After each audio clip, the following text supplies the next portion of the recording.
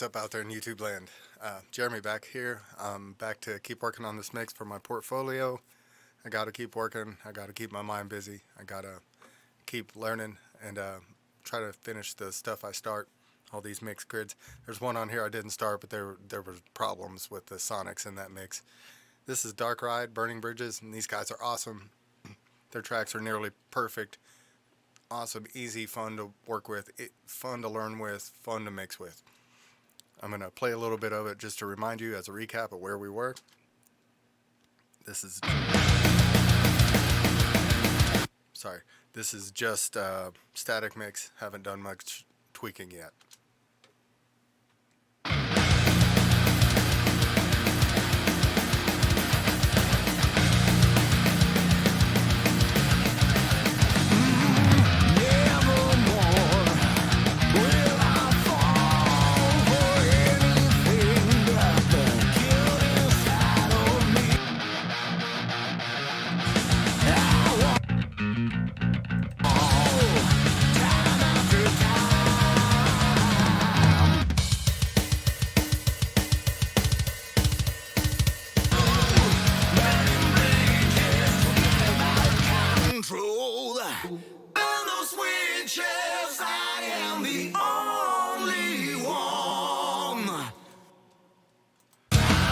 Yeah, so as you can see, I got a pretty good balance. I mean, it's sounding pretty tight already. The only problem I'm having is this new theme that I'm using. I'm not digging. It's just I need more real estate on my tracks. I like to see more. So, and not on every mix, but on this one, I'm just kind of wanting to go back to the default theme. So you can go to Reaper up here in options and go to themes, and that's where it stores. But this default column of 5 is what I started using, and it's just what I'm most comfortable with, so I'm going to stick with it. I'll switch back and forth to the other ones when I want to muck around and fuck around with shit. But as you can see, now I have the whole mix on one screen.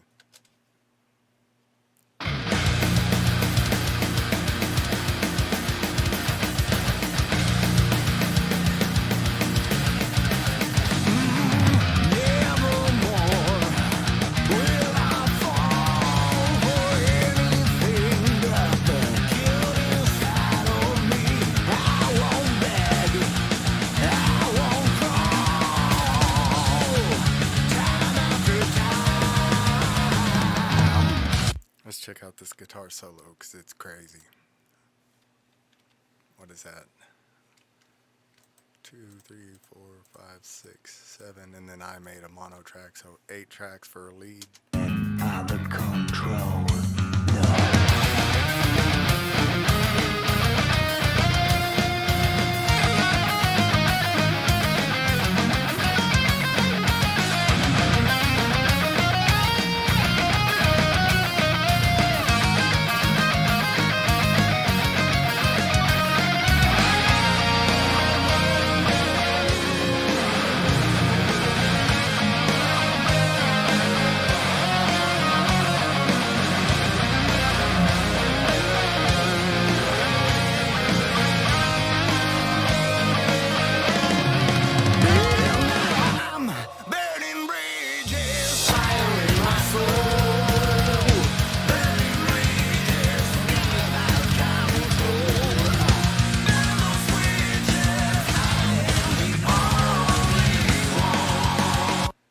Yeah, I like that a lot better. I just like being able to see what I'm working with.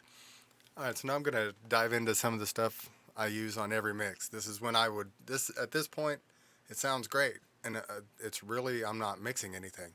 It's just volume and panning and getting everything out of each other's way and picking a place for stuff to live. And one thing that helps me do that is a bunch of free plugins. A bunch of free plugins. And I'm going to show you those now. Anybody that mixes, I keep them in my monitor section. These don't affect the master mix. Anything you put here is just for monitoring. This is the MV meter from TBPROAUDIO. It's a free plugin. And this one also works in OBS, which is what I use to make these videos. So I can put this one on and have one on here and one on my OBS and match up the volumes. The control. And you can't see the one in OBS, but it matches perfectly. I'm kind of a weirdo about that. Another free plugin for volume and LUFS and tell you everything that you need to know about your mix for mixing and mastering is a JS plugin that you can download on the Reaper site. I'll leave a link below. While you're down there, give me a like and a sub. It'd be awesome. And this is another free plugin. The control.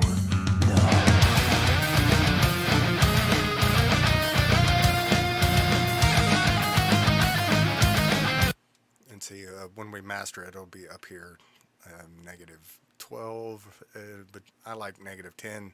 That's just me. Also a free plugin, go to the Reaper stash. This one is Span Voganex. It tells you what your mix is doing frequency-wise. The control.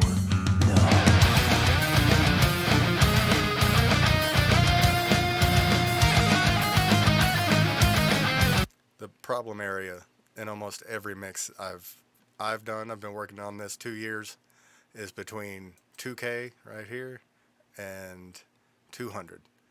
These in between here is the mid-range, and the magic is right there. Everything that you hear on a cell phone is in between these two frequencies. Getting that part right is the hardest part of mixing music, because everything fights to live there. Everything except the bass and the hi-hats. Everything else is fighting for this space like it's a gang fight on the south side. It's funny. It's like, this is my 7-Eleven right here. Anyway, this isn't a free plugin. This one's quite expensive, and I don't trust it because it kind of lies. That's why I use span and tonal balance. If you Google German dude goes off on tonal balance control, he'll break it down for you. The control.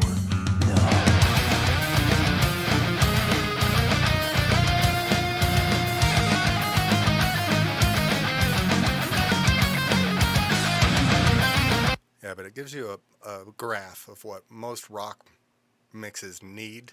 It's like a cookie cutter bullshit. I don't follow it a lot. But when it's sticking way up there like that one was, we're going to have problems in the highs and, of course, in that mid-range. The control.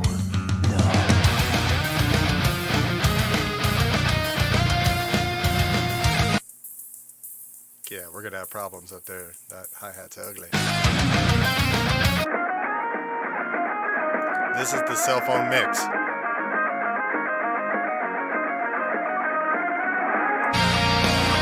That's a great plugin, but not a lot of people starting out are going to want to spend over $100 on a plugin, and I totally get it. That's why I know about all these free ones. Another free one I use for mixing is AIRWINDOWS Monitoring 2. Go check out AIRWINDOWS. They're fucking phenomenal, and there's like 300 free plugins. But you can hear what your mix sounds like in 24-bit, 16-bit. You can hear just the peaks and the subs, the slew. It'll show you mono, what it sounds like on vinyl, what it sounds like in mono, mono late, phone, headphones A, headphones B, headphones C. And it's just really cool to flip through and hear what's going on in your mix and what it'll sound like on other stuff. This is mono.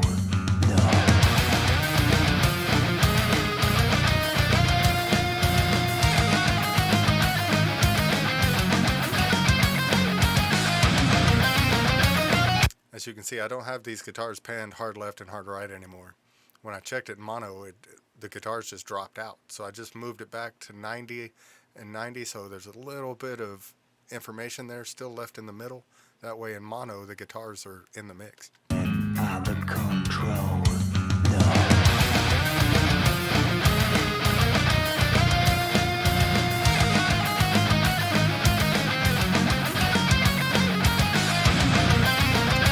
Yeah, for a free plugin, AIRWINDOWS, man, they're super powerful. They don't put any money into the GUI. They don't care what it looks like. It's all about sound. There's no readouts. You have to mix with your ears. AIRWINDOWS is pretty tricky, actually. So, and then on every mix, I have this master. If I click master here, it'll bring it up every time. I have it's going to trip on me. High pace. Making sure I ain't stealing the shit I pay for. Anyway, I have a trimmer on the front just to monitor volume going in and going out, because we don't want our EQ moves to add volume. We're trying to change frequencies, not add sound. I mean, you can boost frequencies, but you don't want it to boost the volume. So that's why I put a trim at the end also. Mix bus, I always use the 4KE. That was in the last episode. There's links down below for that one. So I have my favorite compressor here, FG Stress, but I have it turned off. I don't turn that on until the mix is way later in the mix, or you'll just be struggling with it back and forth. I have all three of my favorite slate. I don't really care for the API stuff. It just doesn't suit my ears. And then I have this custom lift, which is killer, but I have it off. I use that when I need to. I start with 2 at 15K, minus 2 at 4, 1 on this Neve console highs, and then 1 at 8K, well 750, the stock, the straight up SSL sound. I love this EQ. Pretty much use it on everything. But I start there. On the tape machine, it's always the last plug-in in your master chain. I have it set on 15 IPS, FG9, and 2-inch track. This would be like everything in the mix going into this tape. And then on the tracks, I have it set to 16 track, which we have a lot more than 16. It's the digital age. Same tape as the bottom, but I have it at 30 IPS, just spinning faster. The control.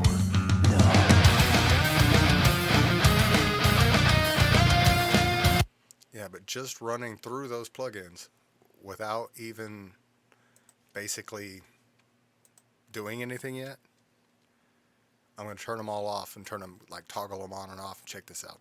The control.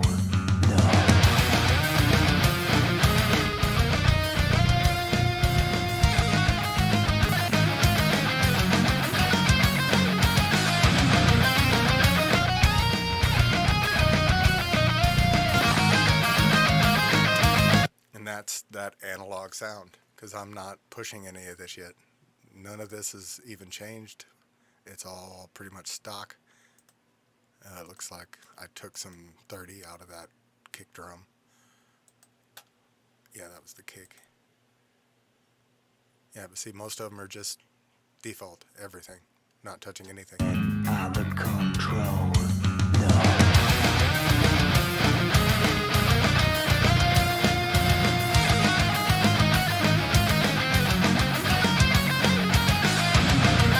Yeah, that's amazing stuff. But let's toggle on and off this distressor and just see where we're sitting before I dive in each individual track. I know I got to do some drum mixing and stuff. I'm just wondering how it's hitting this. The control.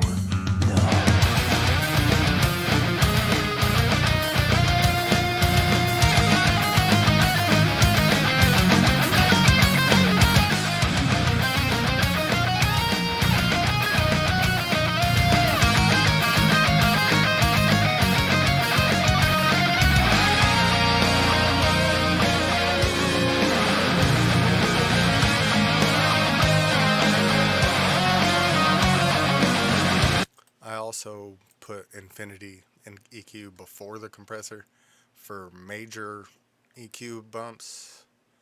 Anything, all the heavy lifting will be done with the digital EQ, all the cutting and shaping.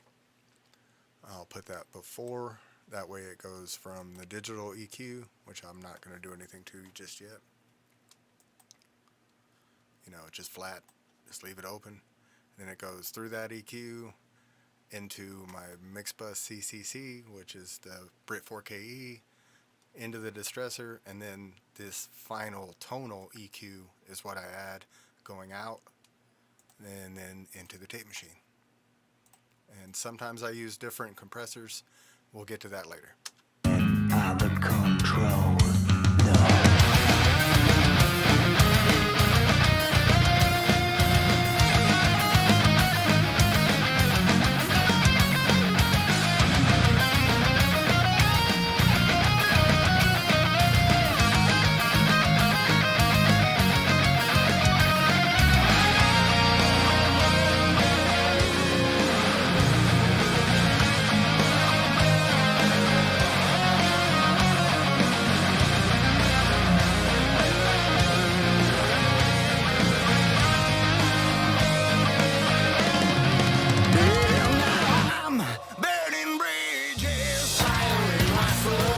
right now that snare's just getting lost.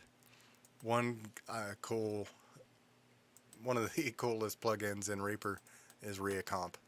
This thing really is amazing, especially on snare drum.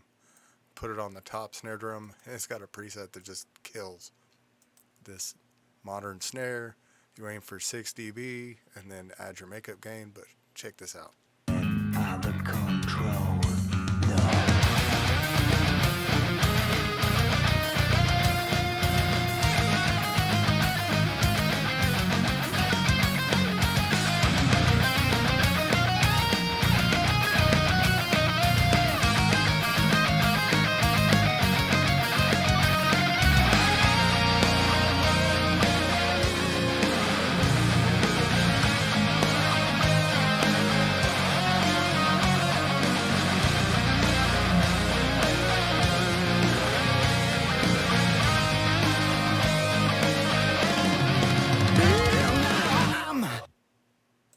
That is the top snare, isn't it?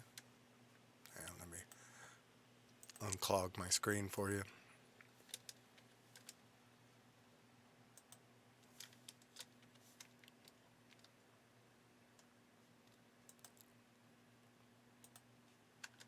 Out of control.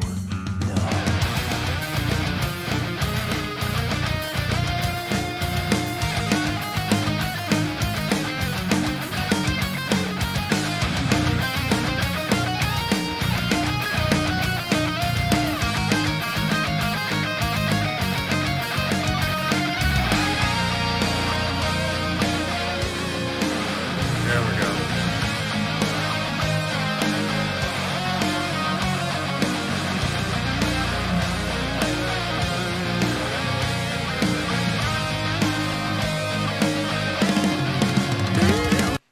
Out of control.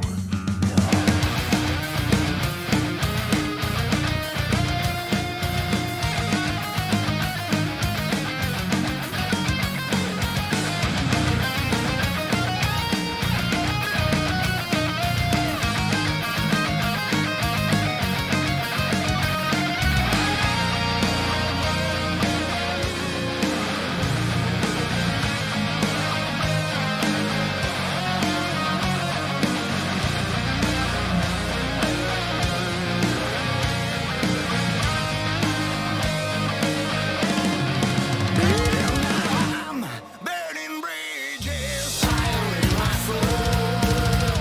Burning bridges, feeling out of control. Burn those bridges, I am the only one. To burn the bridges I relied upon.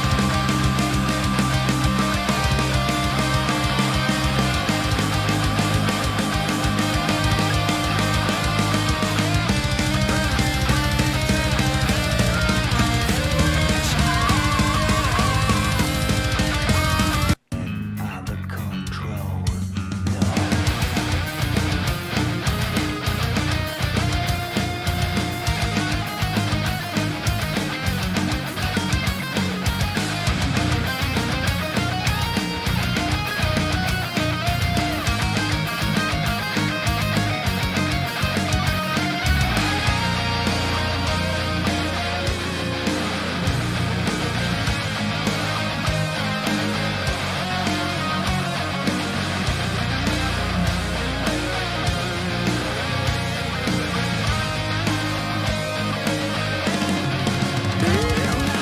I'm burning bridges, fire in my soul. Burning bridges, feeling out of control. Burn those bridges, I am the only one. To burn the bridges I relied upon.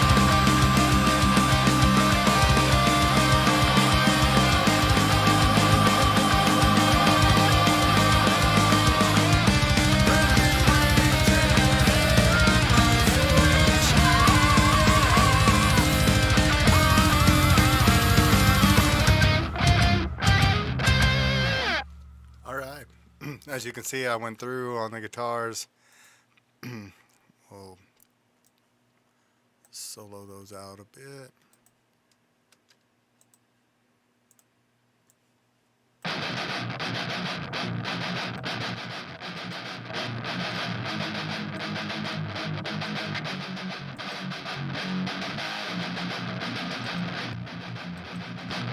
Wow. This is the guitars without it. Sounds good. I've added some highs here on the top and right here.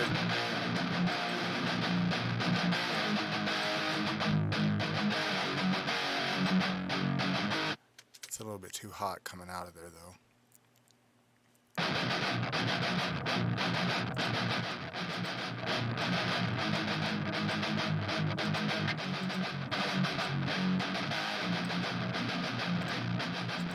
There we go.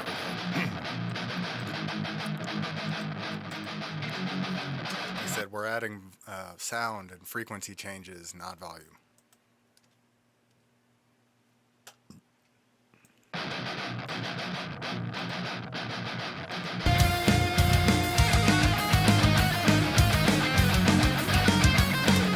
Yeah, that's sounding nice. And then on the bass, I have my distressor, my salsa, my ketchup, my everything. It's on the bass tubey, and then I've tweaked it a bunch, added some third level harmonics, lots of top end, lots of low end.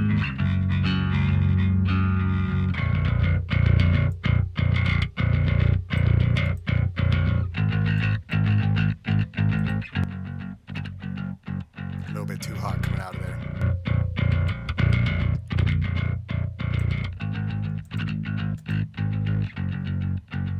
See, I just want to shave off some of that pick attack. That's why I've also got it only halfway in the mix. A little parallel compression just to take off some of that pick attack. And then lots of 8, a little bit of 3 to give it some bite. And that's a little bit at 90, giving it a kick. Maybe a little too much. Got the Hollywood for a Tubi Magic setting, and then also my 4KE.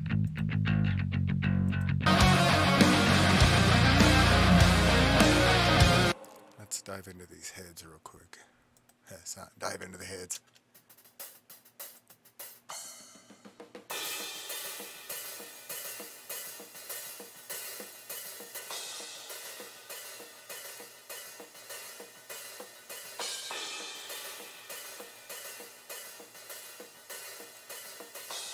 As you can see, I've got my usual Brick 4KE, SSL, into Slate's custom EQ, which is the only of the VMR that has a high cut to where you can pull it back and cut from 13 and up. This brand new de-esser for overhead de-harsher. It just takes some of that ugliness out that we saw on the Tonal Magic. And I'm cutting it at 13K, so everything above 13K should gently kind of go away. Might even cut that back a little bit to 12. And then I have this FG VCA compressor on my overheads.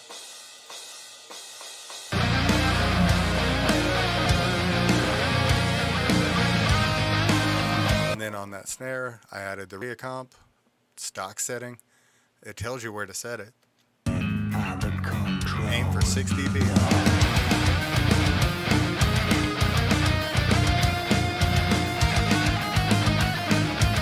Auto makeup, limit the output.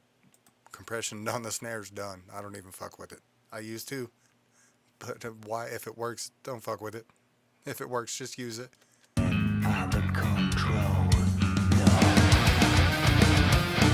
As you can see, I got lots of high end on that snare and lots of low end at 160 to give it some punch. And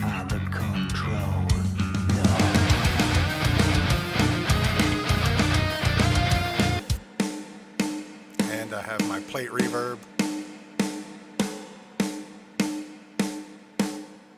It's a little bit much, so I turn it down a bit.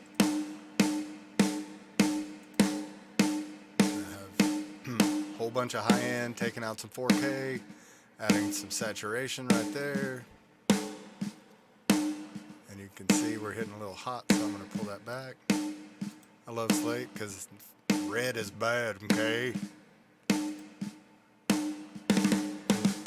I'm going to turn off all the effects on this snare and watch the difference.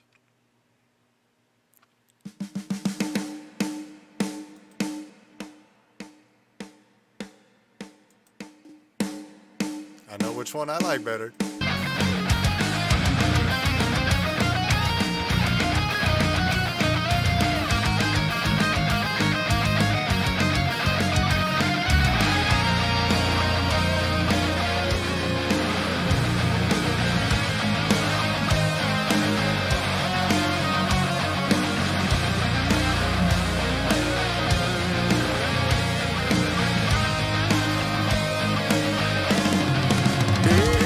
Bottom end of that snare makes it poke through all these heavy guitars and stuff, because without it, it was just getting buried.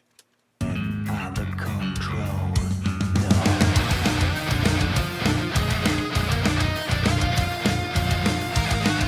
Here on my kick, lots of 10K just to give it some slap.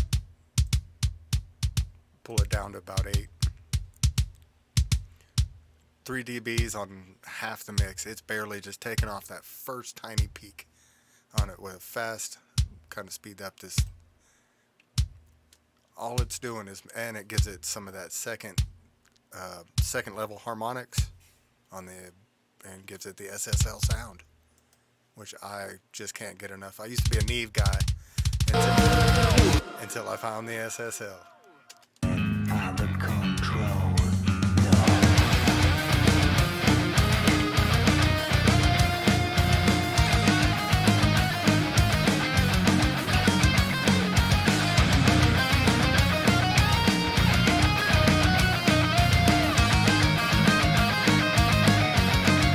One thing I always do, even though I play all instruments, I think about them on different levels, on all levels kind of, but as you can see right here where this first guitar solo is, the guitars are a little bit much. Under control. So I want to automate these guitars out of this lead's way, so from about right here, put a marker there by just pushing M to here. I go to the leads bus and I push V on the keyboard, and this volume automation track will pop up. You push Control to add points, and you can see where I set my markers. I'm going to pull this guitar down by just 2 dBs, and it only happens during the guitar solo.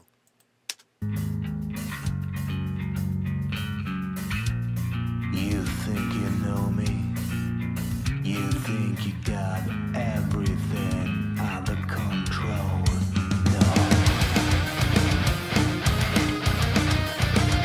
Oh, I did it backwards. Haha! Derp! Redo, undo, undo. On this bus, push V, follow the markers. I really got to stop smoking so much weed. Pull it down 2 dBs.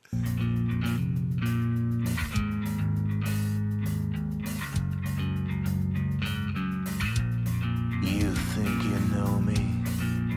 You think you got everything under control?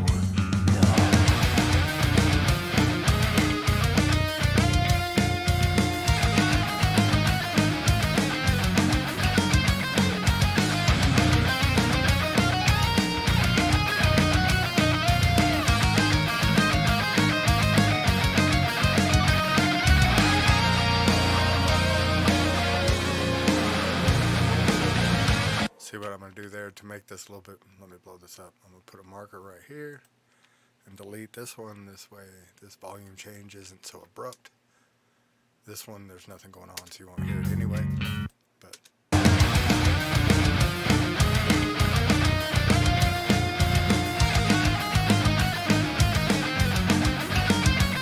watch this volume.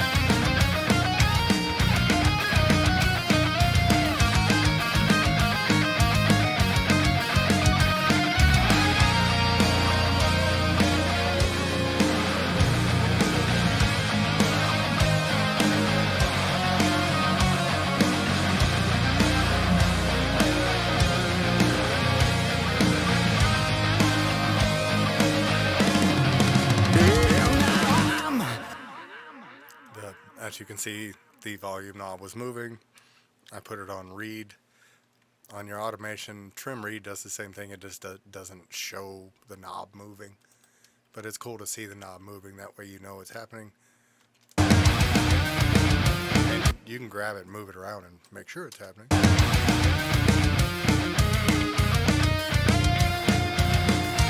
Like I said, we're just trying to get these rhythm guitars out of the way of that lead a little bit before we start really digging into the lead.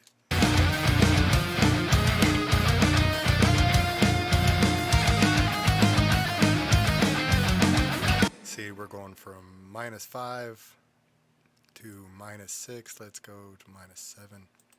That way it's -5. And then it comes down to -7 during the lead. And then back up to -5 after the lead. And it just carves out volume space for the lead to live in, and I can add more stuff to the lead.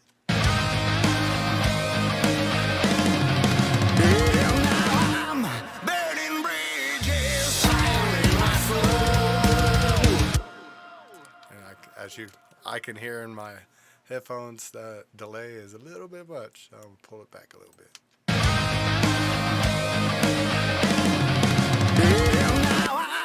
Burning bridges, fire in my soul.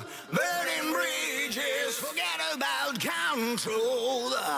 Burn those witches, I am the only one. And now I'm burning bridges, fire in my soul. Burning bridges, forget about control. Burn those witches, I am the only one. To burn the bridges I relied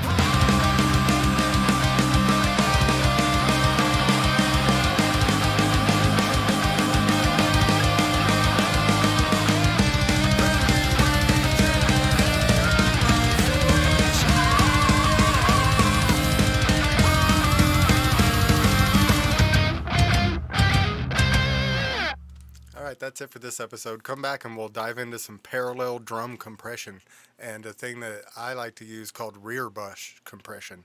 I almost rear bus compression. Here, I'll show you. Rear bus. Yeah, anyway, I'll give you a peek.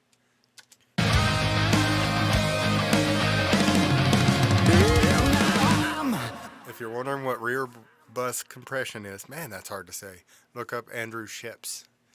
That's who I stole it from, and he's a genius. I've taken things from a lot of mixers. Also, I use my effects rack kind of like CLA does. I set up my own little CLA sends. I have 3 reverbs, 2 delays, and a saturation plugin I use on every mix. It's my sauce. I kind of took Chris Lord-Alge's idea and made it my own. That's what mixing does. I took Andrew Ship's idea and made it my own. I use a lot of stuff from a lot of different people, as should you. So keep watching. Much love. Keep rocking.